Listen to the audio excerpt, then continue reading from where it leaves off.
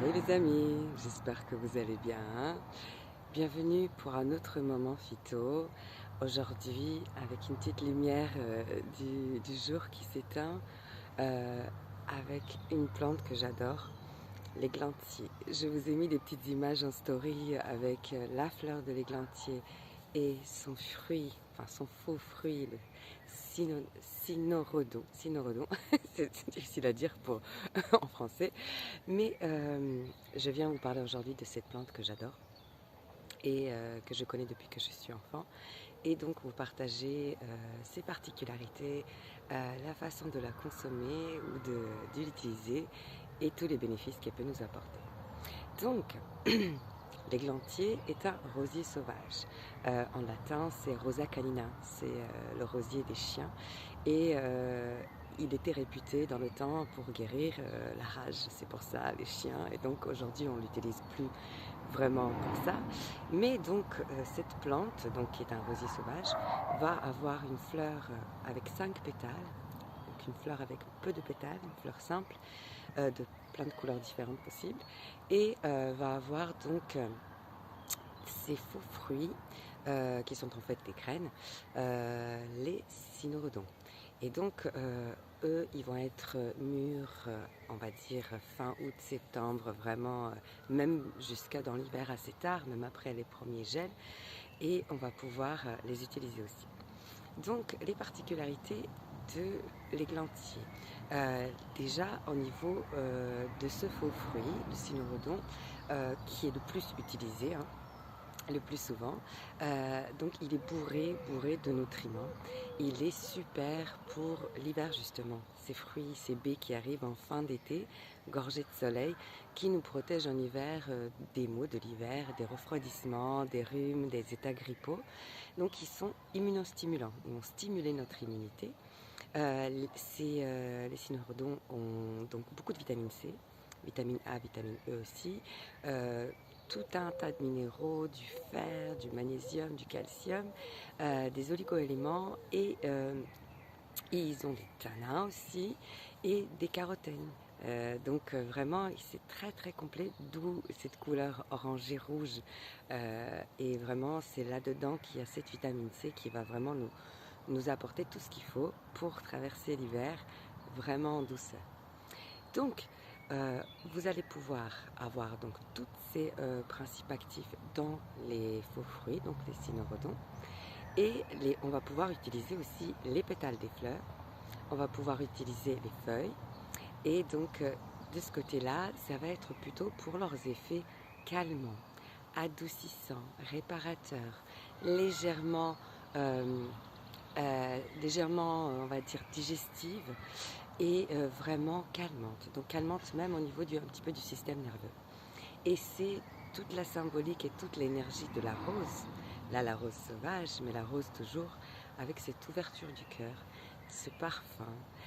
C'est vraiment, elle est depuis toujours utilisée, que ce soit dans la phyto ou dans l'aroma ou dans la préparation des cosmétiques, pour cette douceur de parfum et pour cette douceur de soins de la peau, des passages en tisane aussi.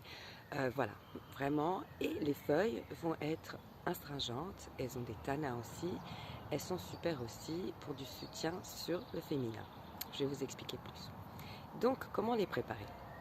Ma façon préférée, mon histoire avec l'églantier, depuis que je suis petite, c'est la confiture d'églantier. Donc c'est vrai qu'il y a beaucoup de sucre là, c'est un produit, on aura l'apport quand même d'une partie de la vitamine C, mais comme on l'a bien cuit, c'est vraiment une douceur, un plaisir en même temps avec un apport immunostimulant. Mais on va pouvoir faire de la tisane avec ces fruits, donc ces cynorhodons. On va pouvoir donc les utiliser séchés en tisane. On va pouvoir faire ces préparations sirop confiture.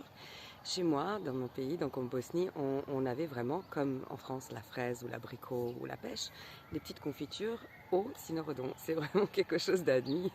Donc, depuis que je suis jeune, je mange ça et je ne me rendais pas compte que dans les autres pays, il n'y en avait pas autant. C'est pas aussi connu. Et donc, vraiment, c'est délicieux. C'est un parfum très particulier, très doux. Et l'année dernière, vous pouvez voir dans les posts sur les réseaux, j'ai fait donc à peu près, je crois que c'était en septembre, la confiture.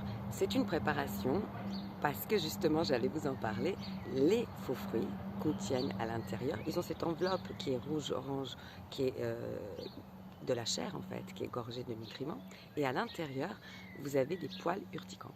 Donc c'est pour ça qu'on l'appelle gratte-cul. Donc il ne faut pas les manger. Donc la confiture, il faut vraiment aimer, et c'est une préparation. Il va falloir cuire, passer dans un tissu la pulpe des fruits pour enlever tous ces poils urticants, pour ne pas les consommer, mais le résultat est juste fantastique. C'est une douceur, vraiment. L'année dernière, j'en ai offert dans le quartier, et c'est vrai que c'est très très sympa. Ça change un petit peu des confitures d'habitude, et en même temps, ça nous apporte des choses. Donc ça, c'est le cynorrhodon. Sur les pétales de fleurs, donc on va pouvoir les utiliser dans des soins cosmétiques, pour des soins de la peau en compresse, en tisane aussi pour l'effet calmant et relaxant et digestif. On va pouvoir utiliser les feuilles de la même façon, et ça va être surtout donc du soutien sur le féminin, donc sur toute la sphère gynécologique, l'utérus, les ovaires, tout. Donc il y aura un soutien, vraiment une douceur pour cette sphère-là avec cette rose sauvage. Donc il y a vraiment les trois parties, comme souvent dans les plantes comestibles: les pétales, les faux fruits, donc les cynorrhodons, et les feuilles en utilisation aussi. Donc en ce moment, vous pouvez voir chez moi, je suis en pleine adoration de cette saison et en cueillette de fleurs, de plantes. Je prépare les tisanes pour l'hiver. Il y a déjà un petit stock de sureau en tisane, il y a le champagne qui est en train de fermenter, il y a le sirop qui est en train de fermenter. Je m'amuse beaucoup, et ça me fait énormément de plaisir et de bien de pouvoir justement avoir cette connexion et cette énergie d'échange avec la nature, où voilà, des choses qui sont offertes et je vais pouvoir les transformer, en faire quelque chose et le partager aussi. J'adore ça. Donc vraiment, l'églantier pour le plaisir des yeux, pour le plaisir méditatif des yeux et de l'odorat, pour sa douceur, son soin, pour la peau, pour les muqueuses, pour le digestif, pour son côté astringent, tonifiant, anti-inflammatoire, antioxydant, avec bourré de vitamines et de minéraux, je vous disais, avec les cynorrhodons. Donc vraiment, n'hésitez pas. Alors, comme je vous disais dans une petite story cet après-midi, j'essaye vraiment de cueillir au maximum que les pétales, afin de laisser le pistil et de laisser en fait le fruit mûrir, et de laisser aussi aux oiseaux, aux animaux, de quoi se délecter. Voilà, donc on prend juste les petites pétales, elles viennent toutes seules, et on laisse le reste en place si c'est possible. Après, je prends quelques boutons vraiment pour sécher des boutons, pour les utiliser autrement, mais j'essaye de faire le moins possible. Voilà, je vous embrasse fort. Prenez soin de vous. Belle fin de semaine. Super week-end prolongé si vous avez la chance d'être en repos. Profitez pour prendre soin de vous, pour sortir dans la nature si vous pouvez, pour connecter avec tout ça, avec cette paix, ce bien-être, cette énergie vraiment que la nature vous apporte, cet enracinement doux, de savourer ces instants en plein dans nos sens. Voilà, je vous embrasse. Merci encore d'avoir été là pour cet églantier merveilleux que j'adore. Et on se retrouvera de toute façon cette année encore en septembre pour toutes les baies. Et j'ai hâte, j'en parlais avec une amie, j'ai hâte que du coup là c'est les plantes, c'est les fleurs. Ensuite, août, septembre, octobre, on aura tous les fruits et toutes les baies à cueillir et à en préparer pour ce qu'on va préparer pour l'hiver. Donc j'ai hâte de vous parler de ça aussi. Je vous embrasse et à très vite. Bye.